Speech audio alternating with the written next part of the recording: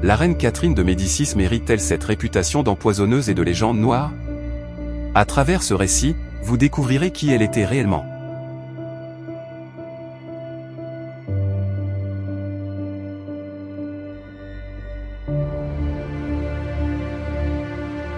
Quelles furent ses relations avec le roi Henri II son époux, et comment avait-elle géré la cohabitation avec Diane de Poitiers, la maîtresse du roi?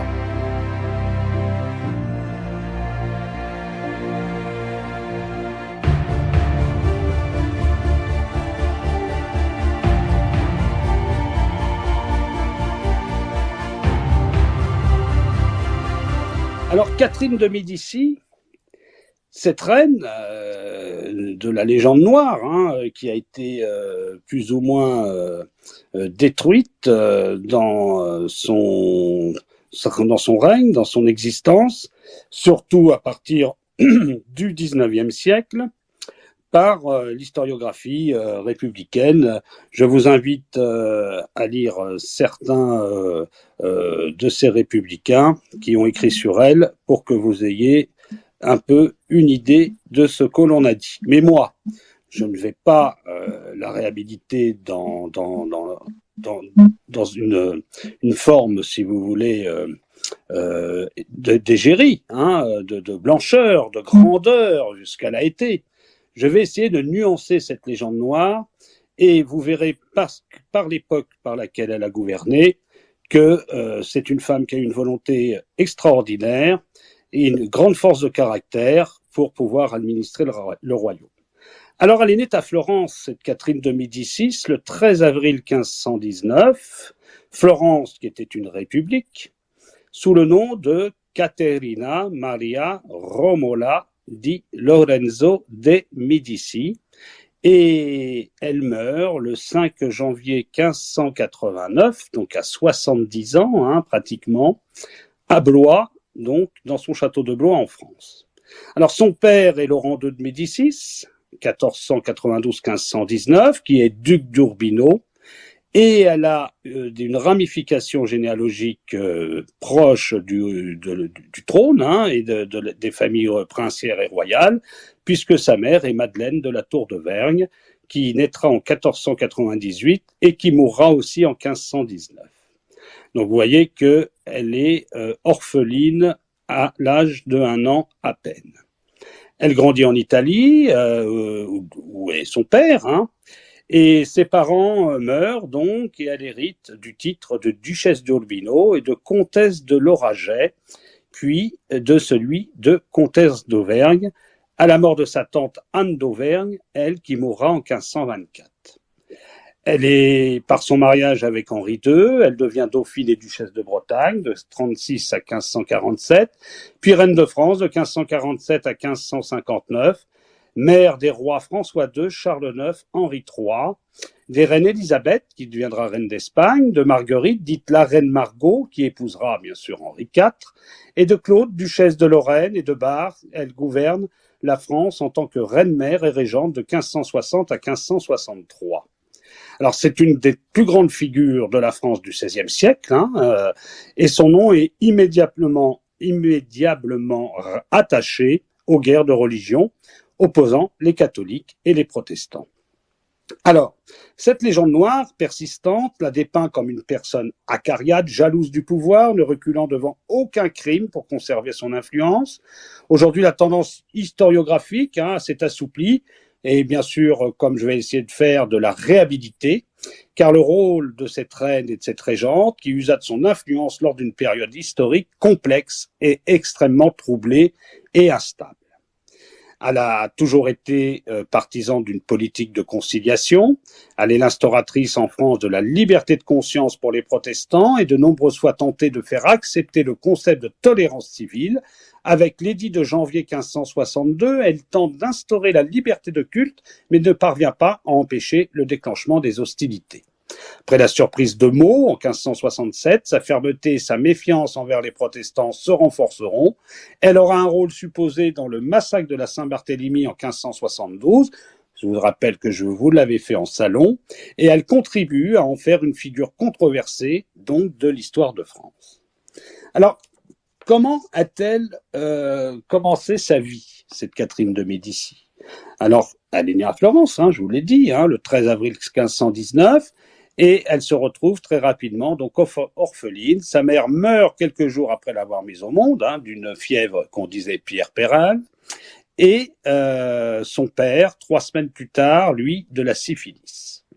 Elle a alors prise en charge par sa grand-mère paternelle, Alfonsina Orsini, puis placée sous la tutelle de sa tante paternelle, Clarisse de Médicis, et de sa cousine germaine.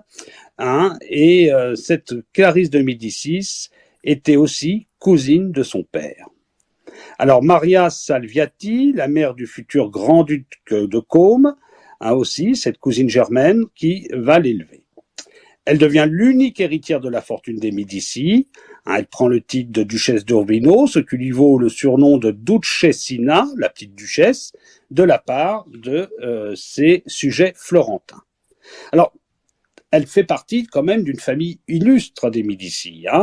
Et durant son enfance, elle bénéficie de la protection de son grand-oncle, le pape Léon X, mais surtout celle de Clément VII, un de ses cousins, qui lui sera élu pape en 1523 et qui la prend sous son aile et qui la loge dans son palais de Médicis Ricardi. Alors l'enfance de Catherine dans la ville de Florence est perturbée par la guerre que se livrent Clément VII et l'empereur Charles Quint. Les républicains florentins profitent de la défaite du pape et du désordre qui règne à Rome pour se révolter contre les Médicis et prendre le contrôle de la ville. Donc en 1529, elle est prise en otage par les républicains qui menacent de la violer, ni plus ni moins, et de la tuer quand les troupes de l'empereur du Saint-Empire romain germanique mettent en place le siège de la ville. Catherine n'a alors que 10 ans et restera toute sa vie marquée par la cruauté politique de ce conflit. Pour la protéger, on la place dans différents couvents, à Sainte-Lucie, à El Prato, puis surtout dans celui de Sainte-Marie des Emmurés, où, par souci de sécurité, on lui fait prendre l'habit de nonne. Une fois la ville de Florence soumise au pouvoir du pape et de l'empereur, Catherine est emmenée à Rome, au Vatican, où désormais elle va grandir auprès donc de son cousin, le pape Clément VII. Elle est placée directement sous sa protection. Elle y reçoit alors une éducation extrêmement soignée selon son rang. Elle bénéficie aussi d'une culture raffinée, imprégnée d'humanisme et de néoplatonisme. Elle quitte l'Italie en 1533 lorsque le pape fait alliance avec le roi de France François Ier, qui prévoit de la marier à l'un de ses fils cadets, Henri, alors titré duc d'Orléans, afin de contrecarrer l'influence à Rome de Charles Quint.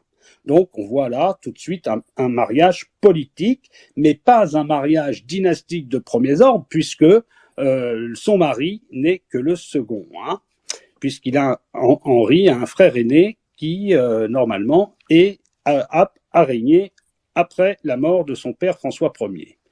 Elle est quand même l'unique héritière de la branche aînée des Médicis, qui domine donc toute cette République de Florence, et avec un oncle pape à la tête des États pontificaux, Catherine représente en effet un parti utile pour François Ier dans le contexte des guerres d'Italie. Néanmoins, seules les filles d'empereurs ou de rois étant considérées comme dignes à devenir reines de France, on préfère attendre un meilleur parti pour le dauphin François III de Bretagne et plutôt marier Catherine au jeune frère du dauphin Henri, qui sera non destiné à régner.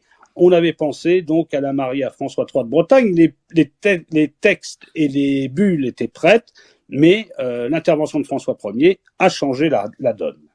Elle quitte Florence le 1er septembre 1533, rejoint la France à bord de la galère du pape, ni plus ni moins.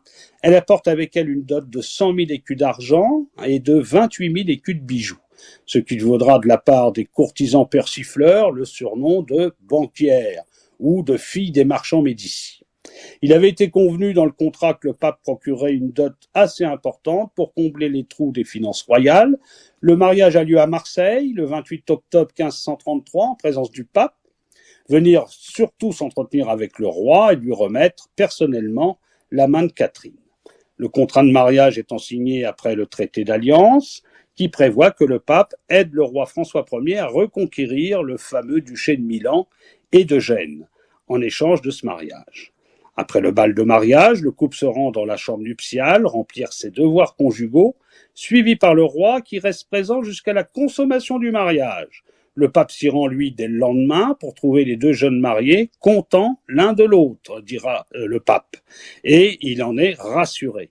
Alors, elle n'est plus répudiable, ma Catherine, étant donné que le mariage a été consommé. Donc, il s'ensuit des festivités somptueuses qui durent plusieurs semaines. Une tradition populaire plus ou moins légendaire veut qu'elle soit devenue d'Italie, accompagnée d'une quarantaine de cuisiniers qui elle aurait introduit lors du banquet de mariage le sabayon ainsi que les sorbets tutti frutti. Selon une autre légende, ce serait Jean Pastillat, l'un de ces trois pâtissiers confiseurs, qui répand en France la mode de la pastille à base de gomme arabique et de sirop de sucre. Vraisemblablement, ces légendes sont fausses, puisqu'aucun cuisinier italien n'a été recensé dans les archives. Dans toute la biographie que j'ai faite d'elle, j'en ai une sur elle, mais j'ai été regarder un peu dans les archives là-dessus. J'ai bien vu qu'il y avait eu le banquet et les festivités, mais effectivement, aucun cuisinier n'est mentionné. Alors, pendant son règne, on voit alors là le mythe italien dans la cuisine française. Il est sûr qu'elle a apporté la crème glacée. C'est elle qui l'a apporté, mais le sabayon, pourquoi pas, mais il n'y a pas de trace. Alors l'alliance avec la papauté ne procure finalement pas à la France les effets escomptés du fait de la mort de Clément VII, survenue l'année suivante, et le pape nouveau qui monte sur le trône de Saint-Pierre, Paul III, lui rompt le traité d'alliance et refuse de payer la dot à François Ier, qui dira « J'ai eu la fille toute nue ». Au début de son mariage, Catherine n'occupe que peu de place à la cour, bien qu'elle y soit appréciée pour sa gentillesse et son intelligence, et surtout sa modestie et le fait qu'elle soit extrêmement discrète. Elle n'a que même pas 15 ans et son jeune mari est, lui, beaucoup plus intéressé par une certaine Diane de Poitiers, qui fut sa gouvernante pendant son enfance et disons qu'il la considère plus qu'elle. En plus, le 10 août 1536, le destin de Catherine bascule, le fils aîné de François Ier, le dauphin François, meurt soudainement, faisant de l'époux de Catherine l'héritier du trône.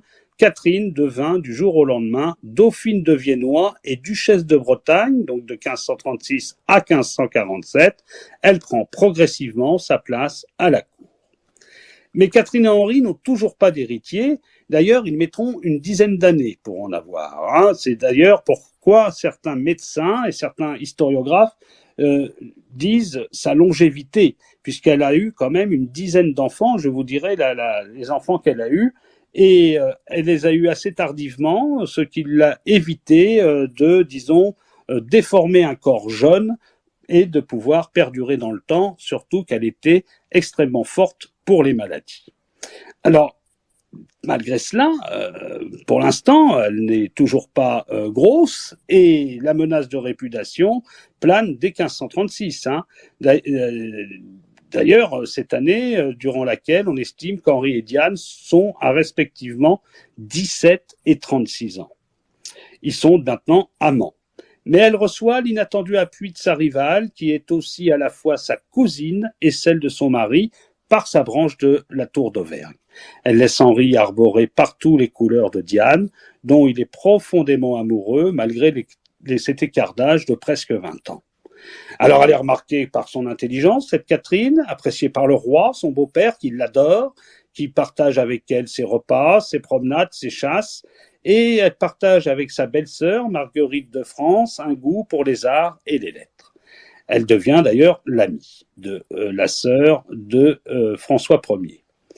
Avec la reine de Navarre, Marguerite d'Angoulême, elle participe à l'élévation culturelle de la cour, notamment par des compositions littéraires. C'est à cette époque que cette petite Catherine choisit son propre emblème, qui est l'écharpe d'iris, l'arc-en-ciel, disons-nous.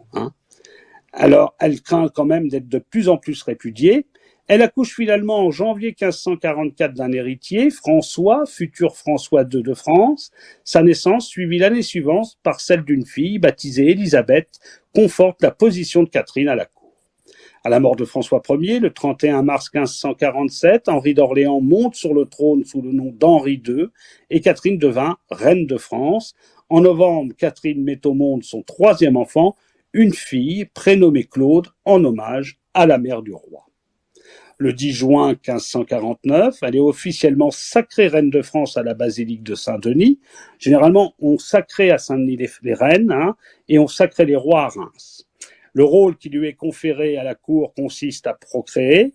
En l'espace d'une quinzaine d'années, Catherine met au monde 10 enfants, dont 7 survivront, ce qui est exceptionnel pour l'époque. Les difficultés de l'accouchement de jumelles en 1557 achèvent ses maternités successives et la rendra stérile. Dans sa maison, Catherine réunit autour d'elle une cour, hein, dû son rang de reine de France. Elle y place bien sûr des compatriotes italiens. Elle reste très attentive à la politique italienne de la France. Elle protège les opposants au grand-duc de Toscane, qui sont son ennemi et qui se sont exilés dans le royaume. Elle incite son mari, le roi Henri, à confier des responsabilités militaires ou administratives à ces Italiens qui préfèrent servir la France plutôt que l'empereur Charles Quint. Parmi ces hommes se trouve Simoeni, le jeune Gondi, qui deviendra l'un des conseillers les plus influents de la reine dans les années 70, et les cousins de Catherine, les frères Pierre et Léon Strozzi, qui s'illustreront, eux, au service du roi pendant les guerres d'Italie. Donc, à l'avènement d'Henri II, Catherine doit souffrir la présence de la favorite royale Diane de Poitiers, bien que par respect pour elle, le roi lui cache ses infidélités. Elle doit accepter que sa rivale prenne une place importante à la cour et de conseiller auprès de son amant. Diane de Poitiers exerce d'ailleurs une influence de plus en plus importante sur le roi et reçoit en contrepartie de nombreuses responsabilités et des gens de sa famille dans plusieurs ambassades. Elle obtient ainsi la charge de l'éducation des enfants royaux et le titre de duchesse de Valentinois. Catherine souffre de cette situation en silence. Dans le fameux duel Le coup de Jarnac qui oppose la Châtaigneraie et Jarnac, Catherine prend le parti du second, celui de la duchesse d'Étampes, l'ennemi juré de Diane. Donc on voit là les premières tensions par client interposé, si l'on peut dire, entre la reine et la favorite. Elle obtient quand même, Catherine, des responsabilités quand le roi reprend la guerre en 1552 contre Charles Quint et s'absente pour mener les opérations dans l'est du royaume. Catherine est nommée régente et avec l'aide du connétable Anne de Montmorency, elle assure l'approvisionnement et le renforcement des armées ainsi que la prise des impôts. Elle intervient également en 1557, après le désastre de Saint-Quentin. Elle est envoyée par le roi demander à la ville de Paris l'argent nécessaire pour poursuivre la campagne.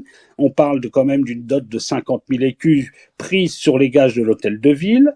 Enfin, Catherine ne manque pas de désapprouver ouvertement la paix signée le 2 et le 3 avril 1559, la fameuse paix de Cato Cambresi, qui fait perdre l'essentiel des possessions italiennes à la France et met un terme à sa politique d'ingérence en Italie. Elle marque par là son opposition au connétable et son rapprochement avec le clan des Guises. Le traité signé est suivi par des festivités, au cours desquelles des mariages princiers doivent venir renforcer les alliances politiques tout juste conclues, alors que sa seconde fille Claude a épousé le duc Charles III de Lorraine en février, sa fille aînée Élisabeth épouse le roi Philippe d'Espagne et sa belle-sœur Marguerite épouse le duc Emmanuel Philibert de Savoie. Donc on voit là un balancier politique entre la maison des Habsbourg et le duché de Savoie, pour, disons, permettre à la France d'avoir un lieu intermédiaire et d'arbitre dans la politique européenne de premier plan. Le premier mariage est célébré par procuration à Notre-Dame de Paris le 22 juin, tandis que le second a lieu le 10 juillet, alors que le roi est sur son lit de mort. Car celui-ci a en effet été blessé à la tête le 30 juin par le capitaine de sa garde écossaise, Gabriel de Montgomery, lors d'un tournoi donné à l'occasion des noces, et il mourra après plusieurs jours d'agonie ce même 10 juillet, malgré les soins intensifs de la médecine et des chirurgiens. Alors, son mariage avec Henri II, voici ce qu'il a donné à l'âge de 14 ans. Il demeure longtemps stérile, mais elle finit par mettre au monde son premier enfant à l'âge de 24 ans et demi, c'est-à-dire 10 ans plus tard.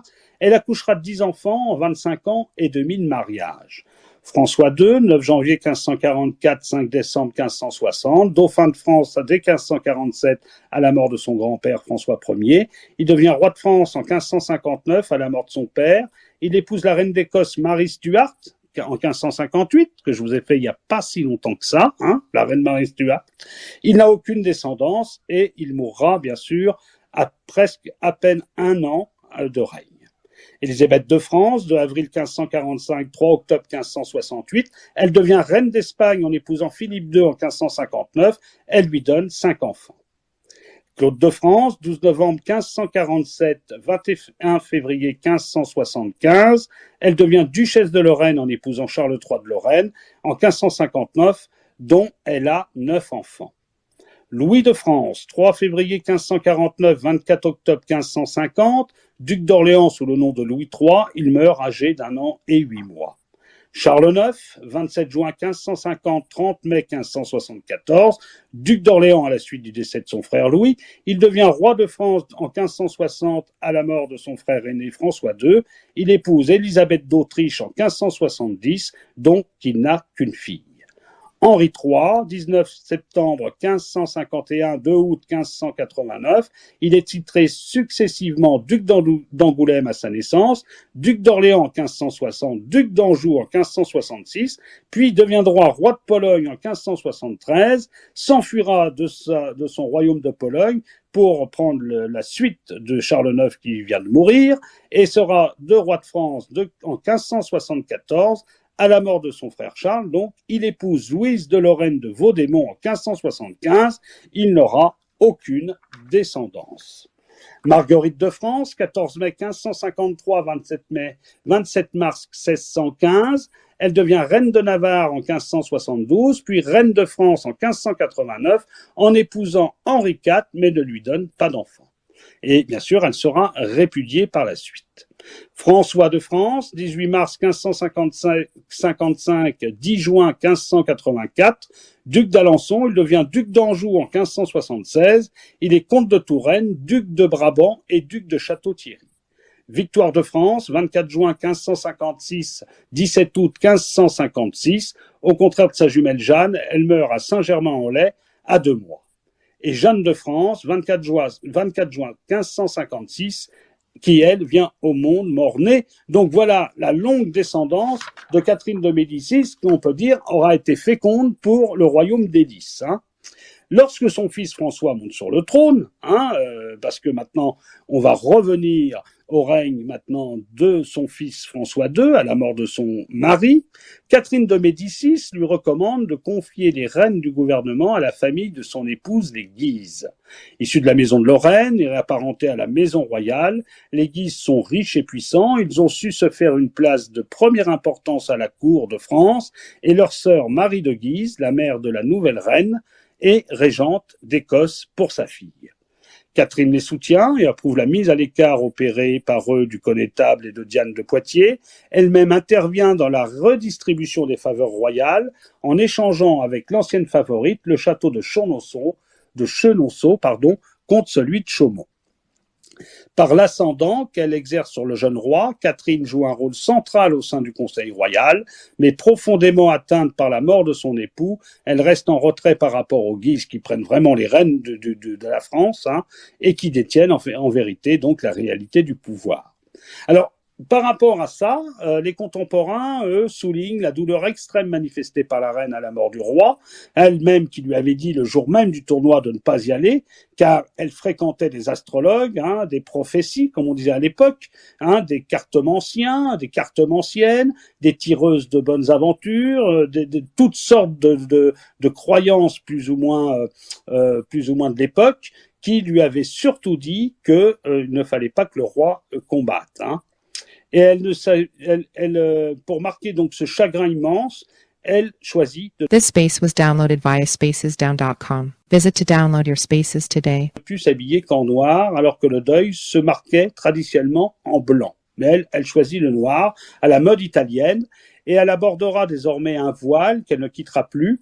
La souffrance qu'entraîne chez elle le souvenir de son défunt époux la pousse même à ne pas assister au sac de son fils, le 18 septembre 1559. Catherine change son emblème, la lance brisée, avec la devise « De la viennent mes larmes et ma douleur ». Lacrimae inc dolor, en latin. Alors, après cela, souvient un autre problème qui va commencer à, mettre sur elle un poids énorme qui est le problème protestant et qui va la faire rentrer dans la politique malgré elle. Le règne de François II est marqué par la montée de ces violences religieuses. Jusqu'à présent, Henri II a réprimé très sévèrement le protestantisme. Il n'y allait pas de main morte. Dès qu'il y avait soit des rassemblements protestants ou des velléités protestantes, Henri II, mettait à mal ces manifestations, n'hésitant pas même à emprisonner, voire à exécuter des nobles à la tête de ces mouvements. Donc, à la mort d'Henri II, les protestants sont encouragés à réclamer la liberté de conscience et celle du culte, bien que leur chef Calvin condamne la violence. Une minorité de ces réformés veulent en découdre par la force. Devant la menace grandissante, les Guises sont favorables à une politique de répression en continuité avec celle du roi. À la mort de son époux, Catherine, donc, est considérée par certaines autorités protestantes comme une personne ouverte d'esprit et sensible à l'injustice, donc il y aura beaucoup d'ambassades protestantes auprès d'elle. Sous l'influence de ses amis les plus proches et aussi attirée par la réforme protestante, surtout la princesse Marguerite et la duchesse de Montpensier et la vicomtesse d'Uzès. En prenant conscience elle-même de l'utilité de la répression, elle entame dès la mort du roi un dialogue avec ses protestants en recevant des ambassades. Elle se dit, selon les chroniqueurs, prête à accepter leur présence à la condition qu'ils restent discrets et qu'ils ne s'assemblent pas, et ainsi évite l'agitation dans la population et le trouble public. Progressivement, elle devient face aux Guises le plus ferme soutien des partisans de la tolérance civile, appelée aussi ce que les Guises appelleront les monnayeurs de conscience. Alors Catherine demeure toutefois étrangère à la religion nouvelle, elle ne veut pas en entendre parler. Heurtée par l'injonction des prédicateurs, elle approuve pleinement la sanction des fauteurs de troubles les plus extrêmes, et elle est touchée personnellement par des pamphlets injurieux déposés chez elle lors de la conjuration d'Amboise. Elle appuie la répression par les Guises des rebelles huguenots qui avaient attaqué la résidence royale. Alors l'ampleur du mécontentement provoqué par les Guises au printemps 1560 oblige ces derniers à céder davantage de pouvoir à Catherine, jusqu'alors réservée et marquée par la douleur du deuil. La reine-mère prend davantage part aux affaires. Elle dira « Je prie le matin, je prie le soir, je fais les affaires de la France la journée ». La montée du parti modérateur accroît son influence politique et le parti de la répression est contraint de l'écouter davantage. Elle s'entoure de conseillers modérés, favorables à la réforme et favorise leurs idées au sein du Conseil royal. Parmi eux se trouvent des hommes d'église comme Jean de Morvilliers, Jean de Montluc, suspecté par Rome de protestantisme d'ailleurs, ou encore Paul de Foix, arrêté par le roi l'année précédente avec Anne de Bourg. C'était une fameuse révolte. En juin, elle permet au juriste Michel de l'Hôpital, un très grand homme, ce Michel de l'Hôpital, qui est opposé, lui, à la répression, d'être nommé chancelier de France, un espèce de premier ministre, si vous voulez, avant la lettre. En août, elle parvient à réunir à Fontainebleau une assemblée de notables, c'est presque les États généraux, mais c'est toujours une assemblée de notables. Et alors, cette assemblée se réunit pour discuter des problèmes du royaume et appuie, malgré l'hostilité du pape, la tenue d'un conseil national pour réformer l'Église de France. Le pape envoyant des lettres et des missives ainsi que des prélats et des ambassades pour justement modérer Catherine à être trop conciliante avec le protestantisme. Et survient bien sûr la mort de son fils François II, le 5 décembre 1560, ce qui la meurtrit encore profondément, mais lui permet de prendre en main les rênes du pouvoir. Elle pleurera son fils, certes, mais étant donné qu'elle est déjà le pied à l'étrier, là, elle restera, malgré ce deuil, très très bien assise pour régler les problèmes. Et là, bien sûr, le frère cadet du roi monte sur le trône sous le nom de Charles IX. Il n'a que 10 ans, ce petit Charles IX, il est donc encore mineur, puisque la majorité des rois de France est à 13 ans. Donc là, Catherine de Médicis est déclarée régente par les États et par le Parlement. Face aux troubles religieux, elle met en place, avec le soutien de conseillers modérés, une politique de conciliation. Elle continue toujours dans ce sens. L'échec de sa politique l'a conduit toutefois à durcir à plusieurs reprises sa position à l'égard des protestants. Ils en voudront toujours plus, malgré ma modération, disait-elle. Catherine est inspirée par deux courants, l'érasmisme, orienté vers une politique de paix, et les néoplatonistes qui prônent la mission divine du souverain pour faire régner l'harmonie dans son royaume. L'émergence de Catherine de Médicis et de Michel de l'Hôpital sur la scène politique induit un relâchement de la pression sur les réformés. Ceux-ci dévoilent au grand jour leur foi et la cour installée au château de Saint-Germain voit l'arrivée en grand nombre de schismatiques. Pour améliorer le sort de ces sujets, prêts à s'entre-déchirer, Catherine de Médicis multiplie les tractations et les assemblées de décision. Dès décembre 1560, des États généraux regroupant les trois ordres de la société sont tenus à Orléans. Ils siègent de nouveau durant l'été 1561. Enfin, au mois de septembre de cette même année a lieu le colloque de Poissy, destiné à réconcilier la religion catholique et la religion protestante.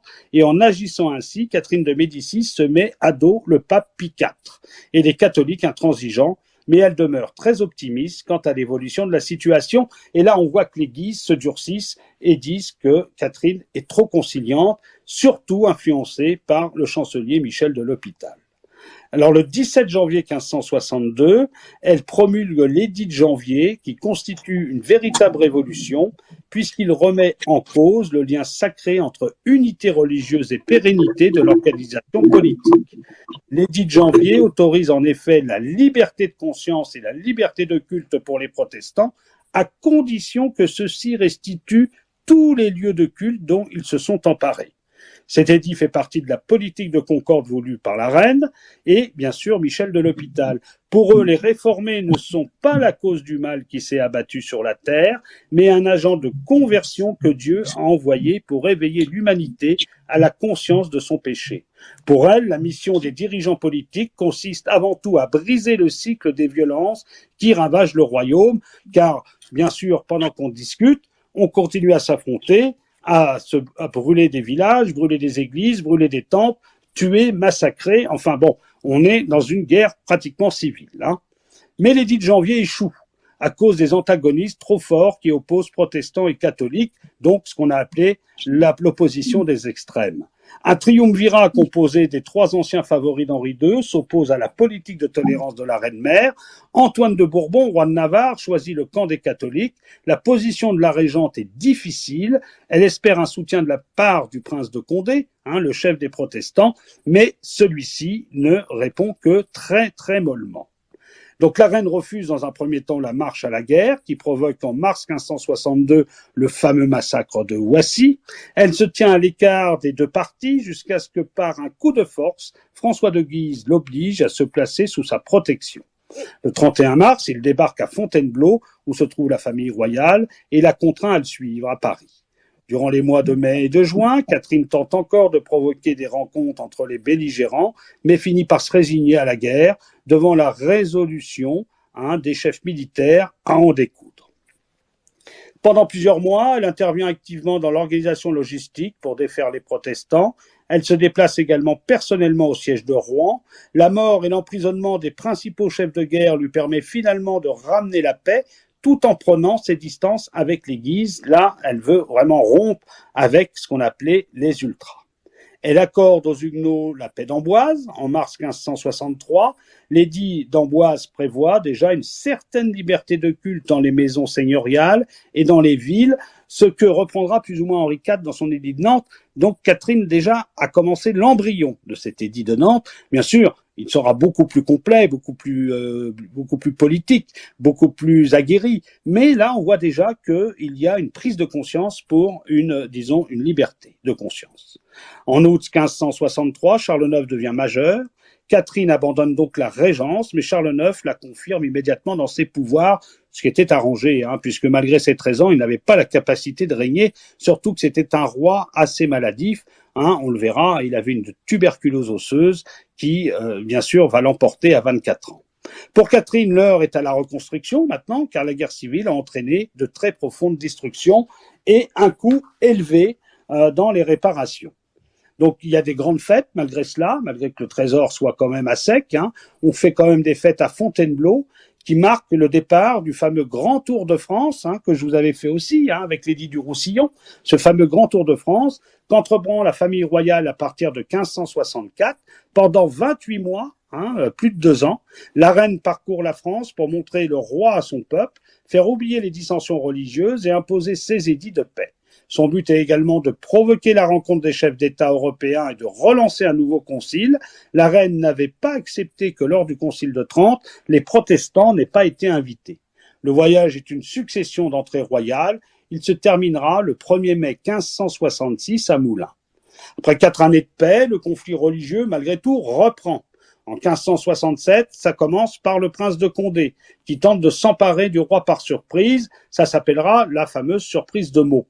Charles IX et Catherine se réfugient à Paris, stupéfaits de la trahison du chef des protestants.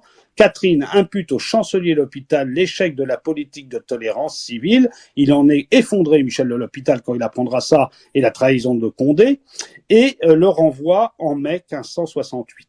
Le pouvoir royal décide d'en finir avec les rebelles et de terribles guerres s'ensuivent, ruinant le pays à nouveau. Les deux armées arrivent à bout de force dans l'année 1570 et Catherine pousse les protestants à accepter ce qu'on appellera la paix de Saint-Germain-en-Laye, qui leur accorde une liberté de culte, mais extrêmement limitée. Les protestants d'ailleurs n'avaient pas le choix, ils n'avaient plus d'argent et presque plus de troupes. Pour concrétiser une paix durable entre les deux partis religieux, elle tente d'organiser le mariage de sa fille Marguerite avec le prince protestant Bourbon Henri de Navarre, après la consécration des Espagnols à la bataille de Lépante. Catherine se rapproche des puissances protestantes en établissant une alliance avec Élisabeth d'Angleterre, avec qui elle aimerait marier l'un de ses fils, et en promettant à Louis de Nassau le soutien de la France aux révoltés des Pays-Bas.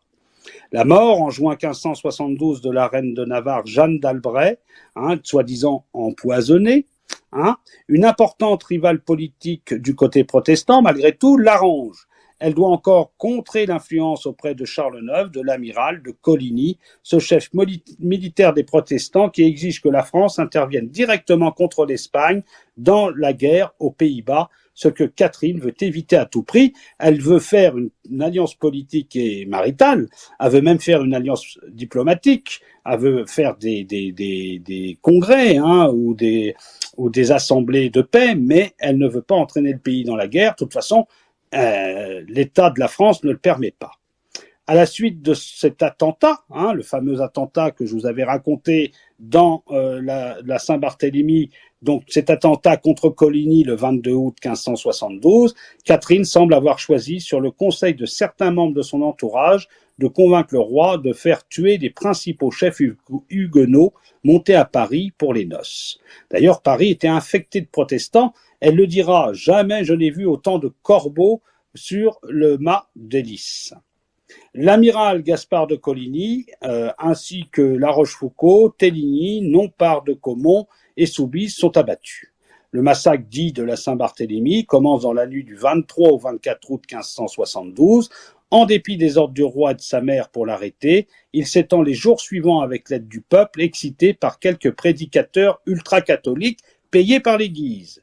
Et donc, on massacre tous les protestants parisiens. Puis les mois suivants en province, il fait plusieurs milliers de victimes. On parle de 3 à 4 000 victimes à Paris, à peu près 10 à 12 000 en province. On n'a pas les chiffres exacts, mais on peut osciller, disons, les massacres entre 15 et 20 000. Ce massacre de la Saint-Barthélemy a suscité un important débat historiographique. Même moi étant étudiant à l'époque, on débattait là-dessus. Des thèses historiques contradictoires se sont longtemps affrontées sur la responsabilité de la reine dans ce massacre. Alors aujourd'hui, les historiens n'estiment plus que le massacre ait pu être prémédité.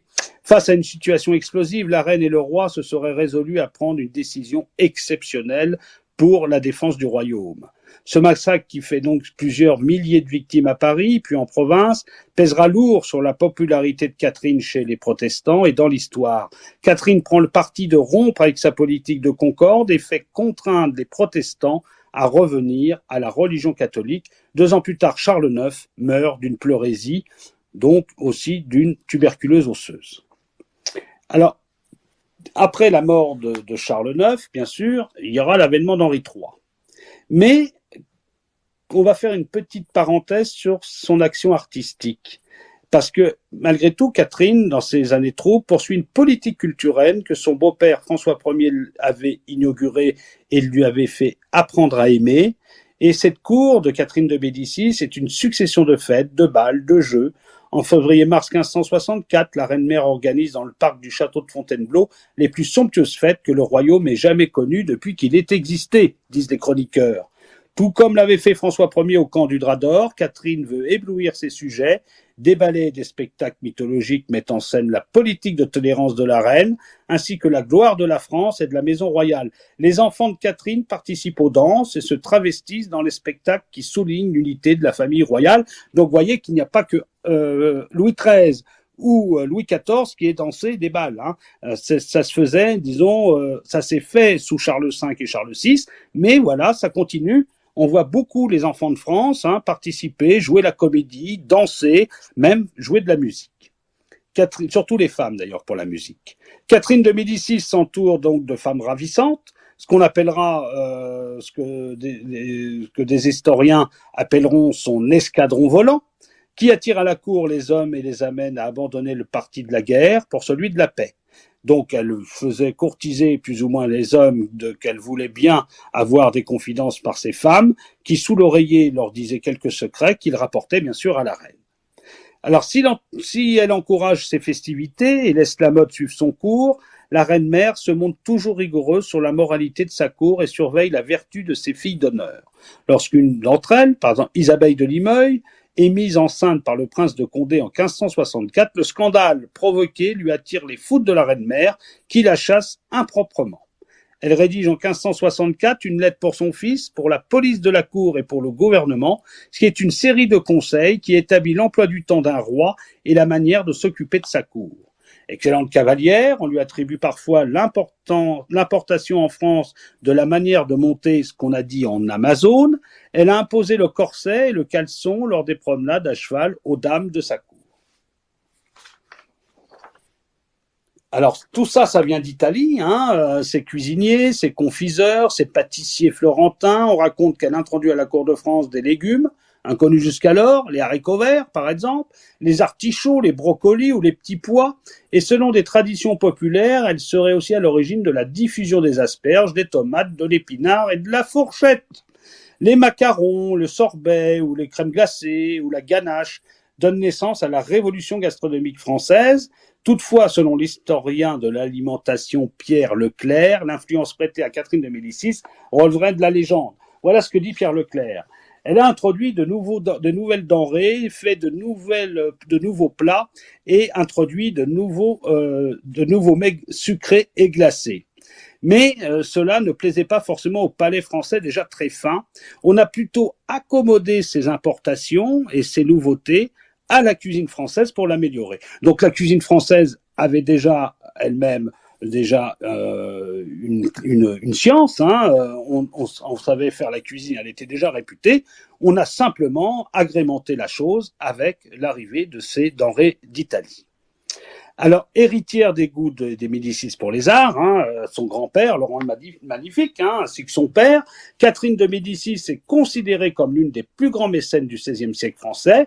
Elle tient à s'entourer d'artistes, de poètes, d'hommes de lettres, de musiciens qu'elle fait venir à la cour et pensionne à son propre service, ce qu'aucune reine de France n'avait fait jusqu'alors.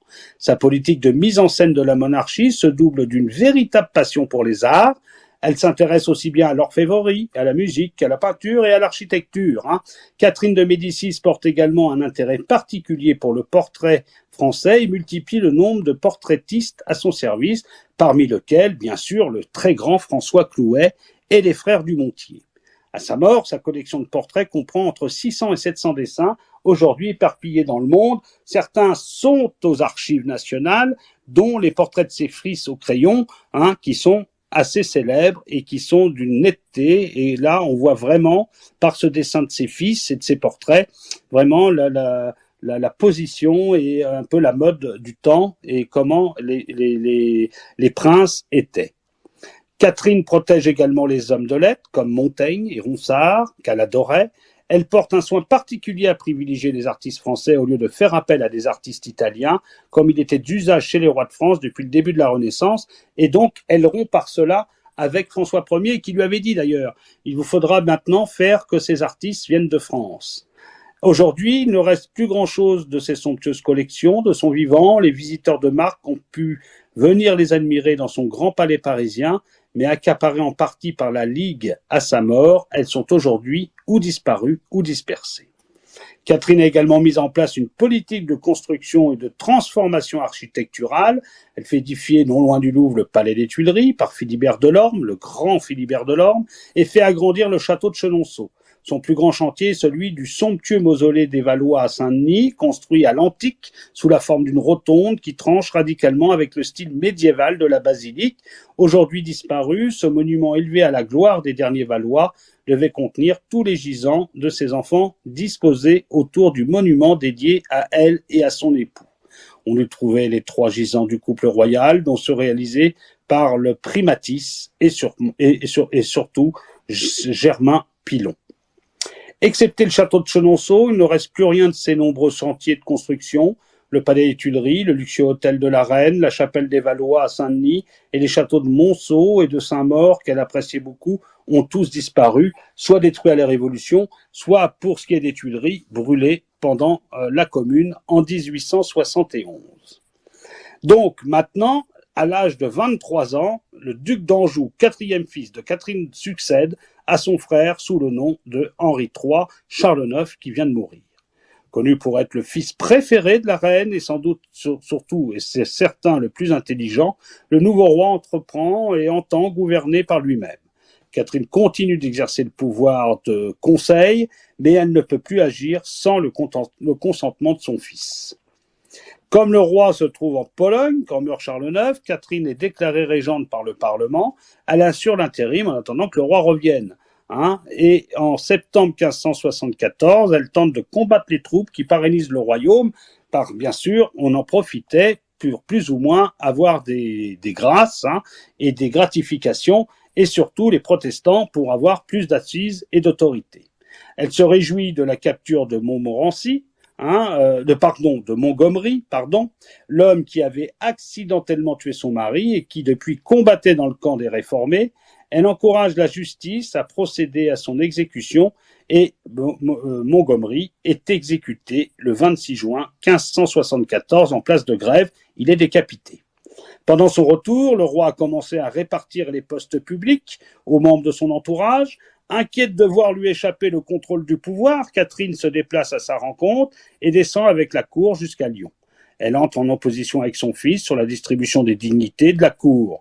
Si elle parvient à maintenir auprès du roi certains de ses fidèles, comme le comte de Rais, elle laisse le roi réorganiser l'étiquette à sa guise et son fameux ordre de Saint-Michel. De Saint-Esprit, l'ordre de Saint-Esprit a été inventé par Henri III.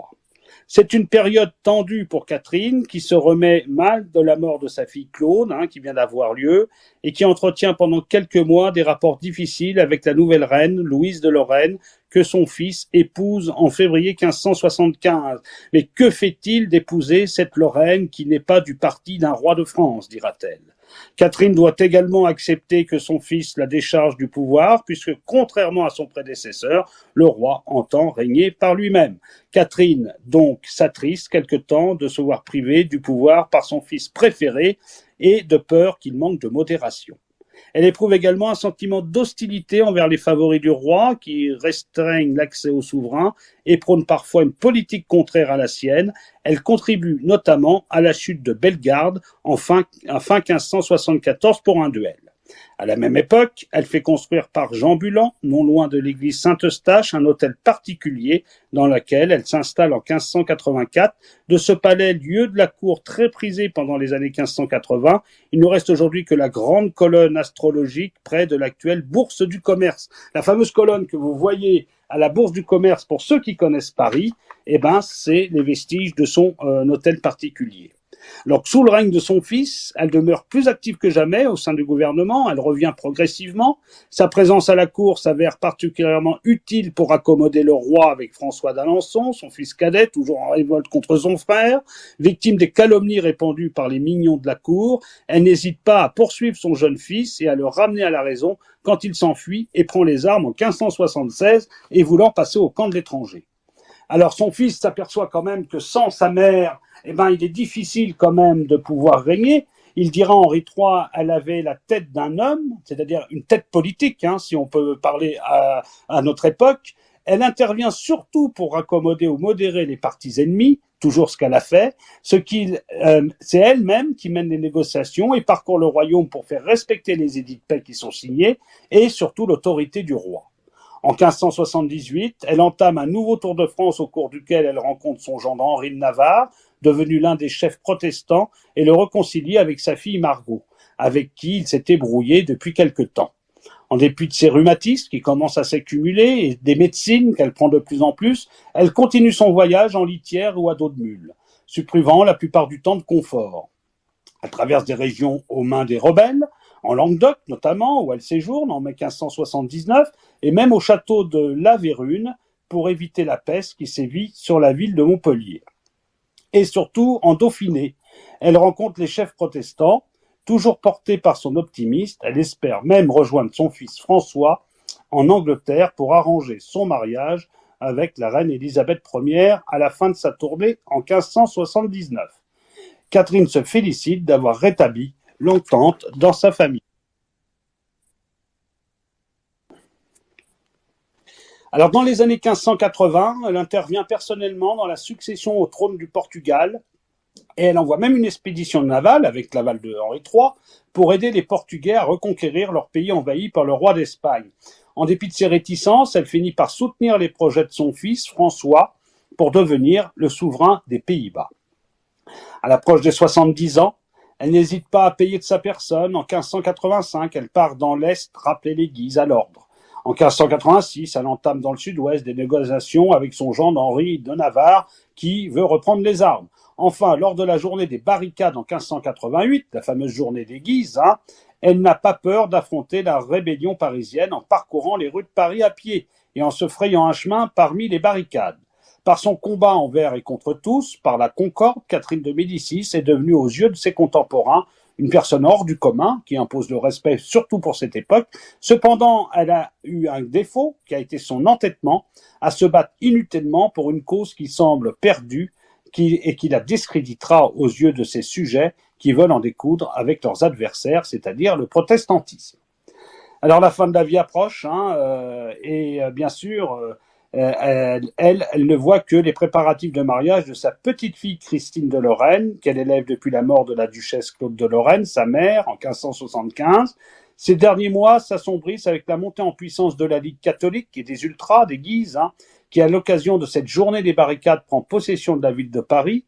Prisonnière dans la ville, Catherine se fait l'intermédiaire du duc de Guise pour le réconcilier avec le roi, ce qu'elle croit avoir réussi lorsqu'il se retrouve à Chartres. Catherine entreprend ensuite son ultime voyage lorsque la cour se rend à Blois pour la réunion des États généraux encore convoqués. À l'arrivée de l'hiver, elle prend froid en sortant un matin pour disons, se dégourdir les jambes, comme elle disait, et sa santé se dégrade rapidement avec l'assassinat du duc de Guise qui l'inquiète, d'autant plus que le roi ne l'avait pas averti de l'assassinat de Guise, et surtout de son frère le cardinal. Donc, le 5 janvier 1589, elle demande un confesseur ne pouvant se lever. Elle reçoit les derniers sacrements et meurt d'une pleurésie, entourée de l'amour des siens, mais complètement abattue par la ruine de sa famille et de sa politique à l'âge de 69 ans, sachant que Henri III n'aura pas d'héritier. Comme la basilique de Saint-Denis est aux mains des ligueurs, elle ne peut profiter du somptueux tombeau qu'elle avait fait édifier dans la rotonde des Valois, jouxtant la basilique. Elle est enterrée en l'église Saint-Sauveur de Blois et après, sa dépouille n'est transférée à Saint-Denis que 22 ans plus tard. Mais en 1719, la rotonde des Valois menace de tomber en ruine. Le monument est détruit et le tombeau, remonté dans le bras nord du transept de la basilique, le 1er août 1793, les révolutionnaires, profane le tombeau et jette les dépouilles du roi Henri II et de la reine Catherine de Médicis dans une fosse commune. Le 18 janvier 1817, sous la Restauration, les corps sont retrouvés et déposés dans l'ancien caveau de Turenne, en la basilique Saint-Denis. On a réussi à retrouver la reine beaucoup mieux en état que le roi Henri II. Le roi Henri II était complètement méconnaissable, les os étaient en poussière, alors que Catherine avait encore, disons, un aspect de momification. Alors, il y a une anecdote célèbre au sujet de sa mort. Une quinzaine d'années auparavant, vers 1571, son astrologue Côme Ruggieri, le fameux Côme Ruggieri, lui aurait prédit qu'elle mourrait près de Saint-Germain. Catherine de Médicis, très superstitieuse, s'éloigna alors de tous les endroits rappelant de près ou de loin Saint-Germain, pensant ainsi échapper à la funeste prédiction. Si, par exemple, elle fit interrompre la construction du palais des Tuileries, dépendant de la paroisse de Saint-Germain-l'Auxerrois, et s'installa précipitamment en 1572 dans ce qu'elle allait devenir l'hôtel de la Reine, dépendant de la paroisse de Saint-Eustache. Elle refusa également de se rendre au château royal de Saint-Germain-en-Laye, mais le destin la rattrapa sur son lit de mort lorsqu'elle demanda son nom au confesseur appelé auprès d'elle pour lui porter l'extrême onction. Celui-ci répondit « Je m'appelle Julien de Saint-Germain ».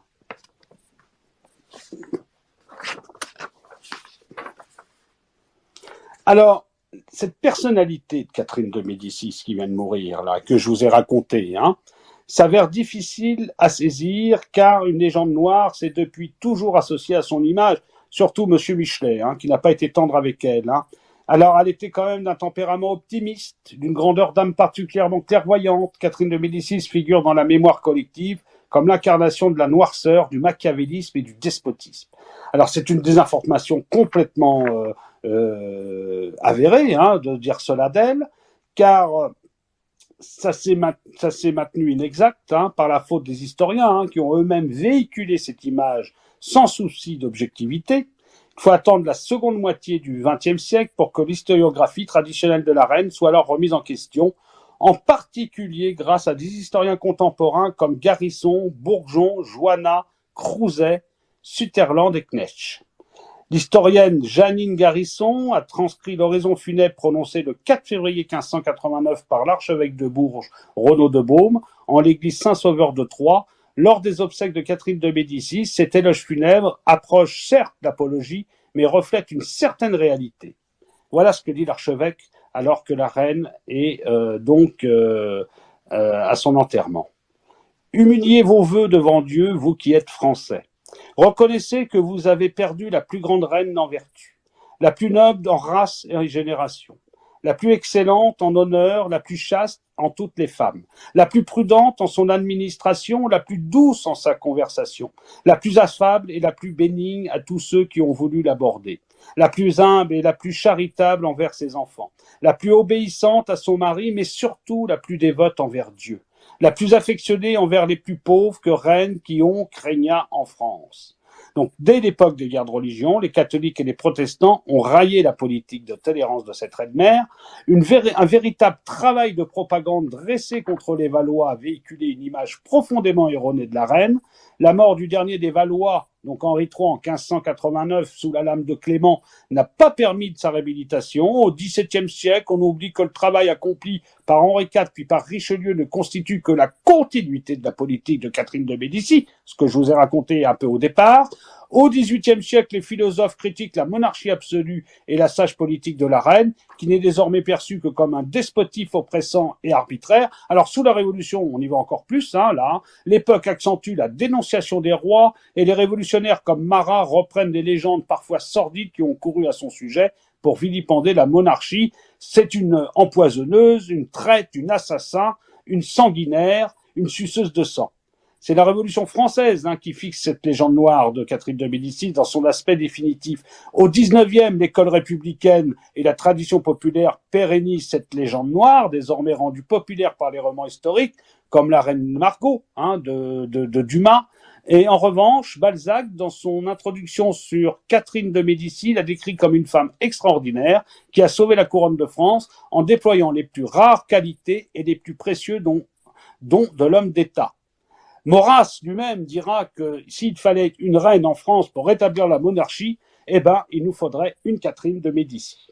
Donc cette légende noire de Catherine de Médicis, entretenue jusqu'au milieu du XXe siècle, la représente comme une femme dominatrice qui cherche à accaparer le pouvoir par tous les moyens possibles, une adepte du machiavélisme, n'hésitant pas à utiliser les moyens les plus extrêmes, une italienne empoisonneuse, férue d'astrologie, elle qui se disait catholique, et laissant des étrangers comme Gondi et Birague gouverner la France, et enfin une femme acariate, dévorée de jalousie, mettant ses fils vraiment de côté pour les supplanter et les dominer dans la politique.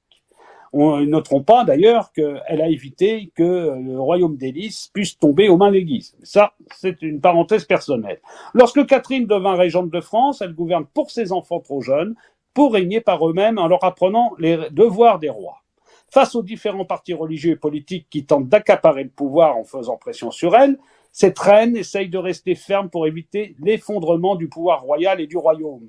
Et c'est là que naît la légende d'une reine arriviste et despotique. En tant que reine-mère, elle souhaite préserver l'héritage royal de ses enfants. Les catholiques lui reprochent d'accorder trop de liberté aux protestants, les protestants de ne pas leur en accorder assez. Prise entre ces deux partis antagonistes, elle essaye, cette Catherine de Médicis, tant bien que mal, de maintenir une politique d'union nationale autour du trône.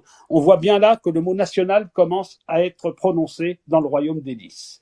Les allégations selon lesquelles elle aurait fait empoisonner la reine de Navarre, Jeanne d'Albret, puis involontairement son fils Charles IX, résultent de rumeurs existant déjà au XVIIIe siècle, qui n'ont jamais été dites durant son règne, mais qui commencent à apparaître à partir du XVIII et du XIXe siècle. Et c'est la plume d'Alexandre Dumas, la première fois, et pour la seconde, ça ne repose sur aucun élément tangible.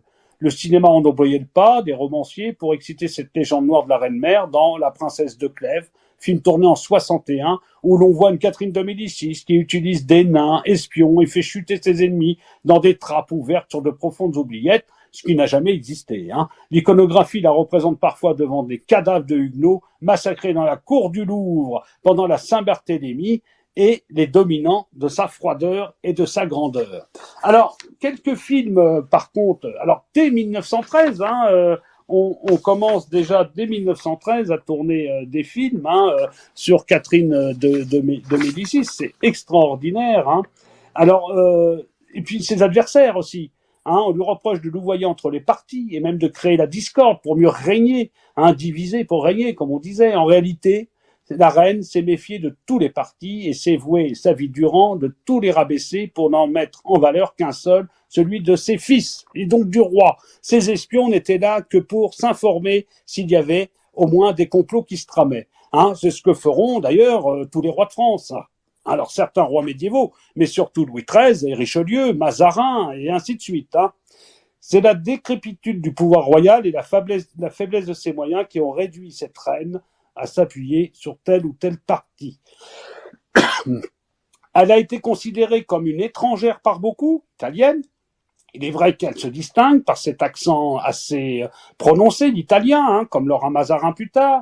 À son arrivée en France pour épouser le duc d'Orléans, elle ne sait même pas parler le français, quelques mots qu'on lui a appris vite fait à Rome, comme ça, avant qu'elle se marie. Mais elle s'est toujours considérée comme française du moment qu'elle a épousé un prince de France. Elle s'est mise à la littérature française, a appris le français, il parlait parfaitement. Elle a effectivement introduit à la cour et au pouvoir certains de ses familiers d'origine italienne, comme les Gondi et les Birague, mais la plupart ont grandi en France et possédaient des terres et des châteaux en France, et avaient une culture et une intelligence raffinée, avaient des descendants français, puisque par exemple les Birague avaient des pères ou des mères ou des tantes et oncles qui étaient français. Et ils se sont mis tout de suite au service de leur pays d'adoption. Et les écrivains ont souvent tendu à réduire le personnage de Catherine à son sentiment de haine pour Diane de Poitiers, maîtresse âgée de son mari. Il est exact qu'elle en était affectée, qu'elle n'éprouvait pas de sympathie pour cette femme, et qu'elle l'appelait même la putain du roi, mais elle n'a pas été plus loin. Alors, pour le cinéma et la télévision, dès 1913, alors j'ai vu ça sur Wikipédia, parce que je pensais pas qu'on avait fait des films dès 1913 sur Catherine de Médicis. Alors l'actrice est inconnue, ça s'appelle Dans le 13e convive de Georges-André Lacroix. En 1914, Jeanne Grumbach dans La Reine Margot, dans Henri Desfontaines. Jocelyn Crowell dans Intolérance de David Wark Griffiths, ça c'est un film américain dès 1916. Bon, je vais sauter, 24, 28, 37, 42. Je vais vous parler bien sûr de Germaine Desmaux, 159, dans La Pavane de Blois de René Dupuis, de Claude Dague. En 60, Maria Mérico, qui était une très belle actrice, dans L'assassinat du duc de Guise, de Guy le Sertisseur. Ça, c'est dans La caméra explore le temps. Et bien sûr, il y a des films comme La Reine Margot, qu'on aura vu aussi. Qu'est-ce qu'on peut dire encore? Le dernier, qu'est-ce qui a été tourné le dernier? Dans Evelina Megnani, dans La Princesse de Montpensier en 2010, qui est un très beau film, La Princesse de Montpensier, par exemple. Voilà ce que je peux vous dire. Donc, je vais terminer cette historiographie comme d'habitude en vous disant de lire certains livres qui ont, qui m'ont permis de faire ce salon historique. Alors, bien sûr, je peux vous dire le livre que moi je me suis servi, qui est celui de Robert Kneck, Catherine de Médicis, Pouvoir royal, amour maternel, qui a été publié en 2003, qui est très très bon. Alors ça, vous l'avez dans la collection Histoire, bien sûr.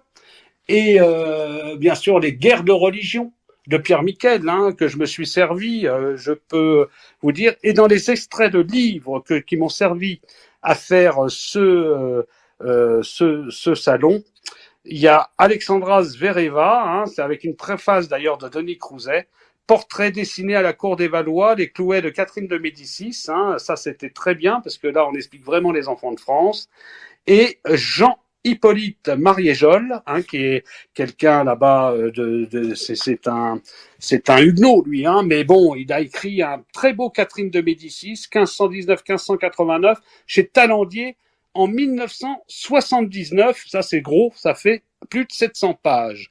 Et bien sûr, Jean-François Saulnon, c'est vrai qu'un très grand spécialiste du temps de Catherine de Médicis, dont son Catherine de Médicis chez Perrin en 2003. Donc voilà, je vous remercie de m'avoir écouté. J'espère que cela vous a plu, que vous allez, avec les livres que je vous ai donnés, ceux qui s'intéressent vont pouvoir approfondir leur connaissance sur Catherine de Médicis.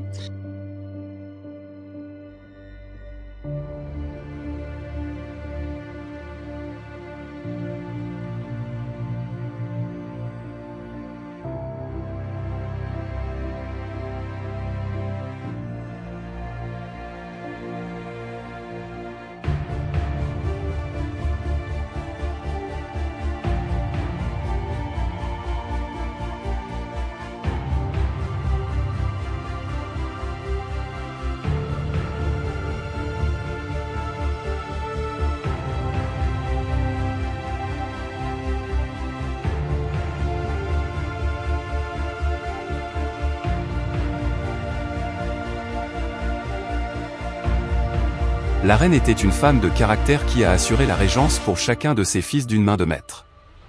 C'était une vraie femme de pouvoir qui savait comment s'occuper du royaume.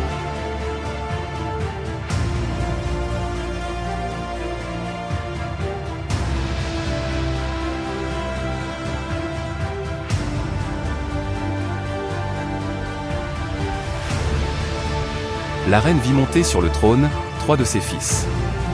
François II, Charles IX et Henri III. Une de ses filles fut très connue puisqu'il s'agit de Marguerite de Valois dit la reine Margot. La dynastie des Valois s'est éteinte avec la mort de son dernier fils.